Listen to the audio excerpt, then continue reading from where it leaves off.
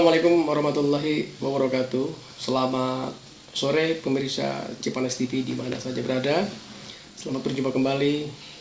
Saya Ilham Hamzah dan di hadapan saya Nia Rohania, salah satu tokoh Sri Kandi Cianjur yang bergerak di bidang advokasi aslinya ya. Dan kedua, beliau juga mengajar di beberapa sekolah menengah atas. Selain daripada itu juga beliau adalah salah satu penulis, ya Bu? Ya. Penulis buku ya, tulis buku. Suka menulis. Suka menulis ya, suka menulis.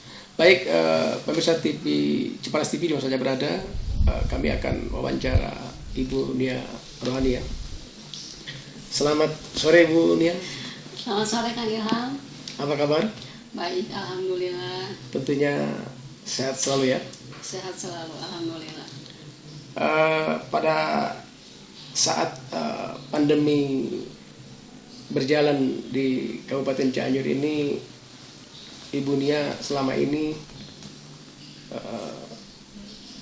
sudah berapa buku yang diselesaikan dalam memiliki karya tulis? Cerita sedikit ya Kang ya. Jadi saya tuh hobi menulis puisi sih, terutama sejak SMP lah suka menulis. Tapi baru ketemu jalannya itu 2019. Seperti apa jalannya? Jalannya itu saya ketemu satu komunitas penulis. Gitu. Di situ komunitas penulis itu namanya Perwas, Perkumpulan Rumah Seni Asnur, yang menawarkan menulis puisi kepada guru-guru se-ASEAN waktu itu. Wah, pas saya baca, wah ini menarik juga gitu. Ya saya ikutlah. Jadi ikut mengirimkan puisi. Jadi di situ puisi 1000 guru se-ASEAN. Ditujukan kepada guru puisi itu? Ya, puisi itu hanya untuk guru-guru gitu. Dan 1000 guru se-ASEAN itu alhamdulillah mendapat penghargaan dari MURI. Nah dari situ ya ketemulah beberapa komunitas. Tahun berapa Bu mendapatkan penghargaan dari MURI? 2019 ya. 2019. Yang pertama apa sosok dari Sri Kandi Cianjur atau di Indonesia sudah pernah ada yang mendapatkan hadiah MURI? Sepertinya 1000 guru se-ASEAN baru ya. Baru ya? Baru yang dipelopori oleh perumahan Perkumpulan Seni Asnur itu. Nah dari situ saya semakin tekun ya. Jadi sampai saat ini sekitar sudah ada 20 buku antologi puisi, puisi kumpulan bersama, nasional maupun telah dibukukan tingkat internasional. Iya. Jadi saya sudah menerbitkan 20 buku antologi puisi di dalam dengan penulis-penulis Indonesia, dan juga ada sekitar 5 dengan penulis luar negeri. Jadi ada sekitar, jadi perkumpulan penulis Indonesia ditambah dari mancanegara 5 orang. Dari mancanegara. Enggak, maksudnya 5 buku. Oh, 5 buku. 5 buku dari mancanegara, itu dari beberapa negara seperti ada Amerika, Afghanistan, UK, Bolivia, Spanyol, Italia, macam-macam. Siapa yang memiliki hubungan bisa koneksi keluar gitu ya. Keluar. Ya, saya ketemu dengan salah satu penulis namanya Rini Valentina. Jadi kalau dia itu sudah penulis Indonesia tapi yang sudah mendunia. Jadi dia sudah menerbitkan beberapa. Mungkin sebelumnya ibunya sering melancong ke beberapa negara gitu ya? Ya itu mah traveling aja. Traveling aja. Traveling aja.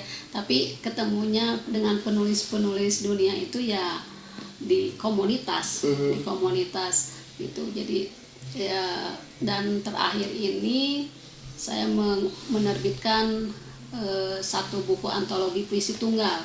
Artinya satu buku penuh dengan puisi saya aja. Kemudian ada 2 hasil karya pribadi ya. Hasil karya pribadi, dan alhamdulillah kemarin ikut festival literasi dan terpilih sebagai penulis inovator. Yang dipakai itu kaosnya ya? Ya. Bisa dibuka sedikit? Oh ya, festival promosi literasi ya, ini festival nasional, literasi nasional. saya alhamdulillah terpilih sebagai penulis inovator ya karena buku itu, buku tunggal saya yang berjudul Jiwa yang Juara pertama? Biasa. Hah? Juara pertama juga? Sebetulnya nggak tahu ya juara pertama atau tidaknya jadi ada kategori guru inovator, kepala sekolah inovator, siswa inovator, penulis inovator. Dari setiap kategori itu dipilih empat pemenang. Iya. Ya. Masalah juara berapanya tidak tahu ya, cuman saya di situ posisinya ke-1 gitu ya. Alhamdulillah. Di situnya nomor 1 saya Nia, kemudian yang kedua orang Bali, ketiga keempatnya ada yang dari Kalimantan gitu. Nah, ya itulah, alhamdulillah saya tidak menyangka karena memang saya masih penulis pemula ya, dan tujuan menerbitkan buku juga hanya ingin punya karya yang mungkin yang semoga bisa menjadi sejarah, kenang-kenangan. Menulisnya pemula mungkin ya, karena punya skill, punya kemampuan dan segala macamnya sudah terpendam sejak kecil kan ya. Iya. Ya, ada kesempatan, ada peluangnya baru kali ini. Ya. Jadi bukan dikatakan pemula juga ya. Mungkin. Saya mau tanya Bu, kenapa Ibu menulis puisi ditujukan kepada para guru-guru? Kira-kira referensinya apa? Mungkin ada tujuan. Yang mana pertama. ya Pak ya? Ya, mungkin ya puisi itu ditujukan untuk para guru kan? Kalau yang untuk para guru itu yang puisi guru se-ASEAN. Nah, kalau yang Jiwa yang Mengangkasa puisi tunggal saya ini itu, global itu ya? Bukan, itu puisi tentang orang-orang dalam gangguan jiwa. Oh, ya. Bisa diberikan sedikit penjelasannya? Ya, jadi Jiwa yang Mengangkasa itu halusinasi atau gimana? Ya, mencerminkan orang yang memang bisa terbang keluar gitu ya, mengangkasa. Angan-angan itu? Angan-angan atau realita? Ya, angan-angan saja. Ya, okay. Angan-angan, halusinasi. Jadi di dalamnya itu sekitar ada 50 puisi tentang orang-orang dalam gangguan jiwa. Jadi pengalaman mereka pada saat sedang dalam gangguan jiwa gitu. Jadi ada yang dipasung, ada yang ceritanya itu mereka seperti sudah ke surga gitu kan. Mereka kemudian ada yang seperti sedang berperang di Palestina gitu. Oh, berarti puisi tersebut ditujukan buat orang yang terisolasi ya? Ya. Merasa dirinya terisolasi sehingga mereka memiliki angan-angan ya? Ya, betul. Okay. Tapi awalnya itu saya bikin Jiwa yang Mengangkasa ketika kita itu aktivis sosial melakukan kegiatan untuk menggalang dana bagi orang-orang dalam gangguan jiwa di salah satu yayasan rehabilitasi ODGJ gitu. Pemiliknya Ibu juga? Bukan, pemiliknya orang lain. Orang lain ya? Cuman kita sama teman-teman merasa peduli. Hasil karya tulisan tersebut? Enggak, itu waktu itu bikin pameran seni. Jadi kerjasama dengan pelukis. Kerjasama dengan pelukis, lukisannya dijual, hasil donasinya diserahkan ke Yayasan Rehabilitasi ODGJ. Nah, pada saat pameran seni itu saya bikin puisi, 2 buah puisi yang judulnya Aku Gila dan Biasa Kau Panggil Gila. Nah, puisi saya itu dibacakan oleh para pasien ODGJ gitu. Jadi ternyata ODGJ itu bisa disembuhkan. Walaupun mereka sudah 24, ada yang 24 tahun, ada yang 10 tahun dipasung, tapi dengan kepedulian, dengan pemahaman, pendekatan, kemudian juga tentu saja dibawa ke ahli kejiwaan dan diberi obat secara kontinu terus menerus, alhamdulillah mereka bisa sembuh. Kenapa Bu Nia sangat peduli terhadap orang-orang yang memiliki gangguan jiwa? Mungkin apakah dulunya pernah berkunjung atau memang ada salah satu keluarga yang memang menjadi salah satu sampel, atau mungkin punya teman dekat atau tetangga, kira-kira seperti apa? Tidak, karena memang kalau rutin tidak, tapi saya pernah beberapa kali mengadakan kegiatan di yayasan tersebut. Akhirnya saya bisa melihat langsung. Terinspirasi ya? Terinspirasi di situ, ternyata banyak orang-orang dalam gangguan jiwa dan mereka itu ternyata disembuhkan. Karena saya sendiri, mungkin masyarakat juga pada umumnya kurang paham ya, bahwa kadang ODGJ itu dianggapnya orang yang membahayakan. Kemudian juga banyak yang mereka itu gila itu karena mistis, Ya karena ilmu-ilmu hitam Ya, ya. gitu. Sehingga di kampung-kampung itu banyak yang ada anaknya yang dalam gangguan jiwa kemudian dipasung sampai puluhan tahun gitu. Nah, di situ mereka bisa sembuh, bisa kembali menjadi hidup normal gitu. Akhirnya ya tentu saja saya merasa perlu ini untuk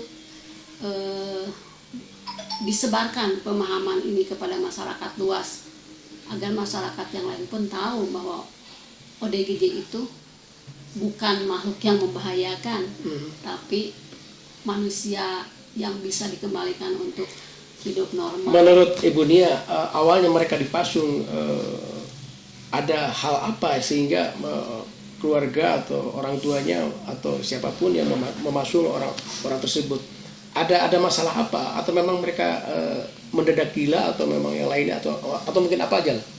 Ya, latar belakang orang sampai terkena gangguan jiwa itu bermacam-macam kan ya. Latar belakangnya ada yang patah hati, kemudian ada yang sakit hati, ada yang dibully gitu ya, ada yang kehilangan seseorang. Berarti awalnya karena depresi ya? Karena depresi gitu. Sebetulnya menurut medikal katanya gitu. Jadi orang yang kena dalam gangguan jiwa itu memang punya kans, artinya sudah ada titik gitu. Jadi kalau titik itu tersentuh dan dia tidak mampu mengendalikan diri, itu bisa terkena gangguan jiwa. Berarti karena memang keluarga yang tidak memahami, sebetulnya ini adalah sesuatu yang depresi ya, gangguan jiwa, bisa melalui pendekatan, bisa melalui kelembutan, pemahaman segala macamnya. Tidak harus dipasung dan diisolasi, harus begitu ya. Nah, itu karena mereka tidak paham. Harusnya ketika anaknya seperti itu cepat-cepat dibawa ke dokter kejiwaan, itu dimasukkan ke rumah sakit jiwa atau dimasukkan ke yayasan rehabilitasi gangguan jiwa. Nah, karena mereka orang tuanya tidak paham, ini harus dibawa kemana dan sebagainya, malah kebanyakan dibawa ke orang-orang sakti ya, paranormal gitu kan. Nah, kemudian karena tidak tahu kemana alurnya, akhirnya mereka dipasung, karena memang itu jalan satu-satunya supaya. Sebentar, terima kasih pemirsa Cipanas TV. Kita ingin bincang lebih lama lagi. Insya Allah nanti lain waktu, lain kesempatan kita akan undang kembali Ibu Nia untuk memberikan pengalaman-pengalaman bahwasannya setiap orang yang diisolasi itu tidak berarti gila, barangkali hanya karena depresi. Pemirsa Cipanas TV, terima kasih. Sekian, assalamualaikum warahmatullahi wabarakatuh.